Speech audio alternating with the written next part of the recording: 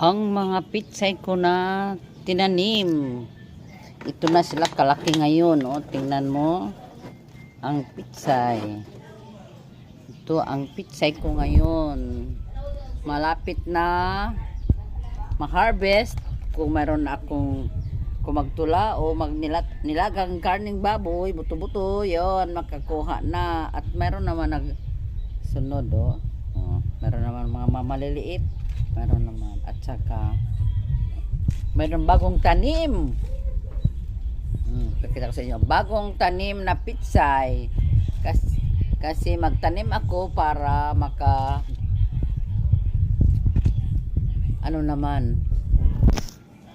makasave. Oh, tingnan nyo, oh. Yan, bumili ako ng buto ng karning baboy, makaluto na, makalagay na ng pitsay. Harvest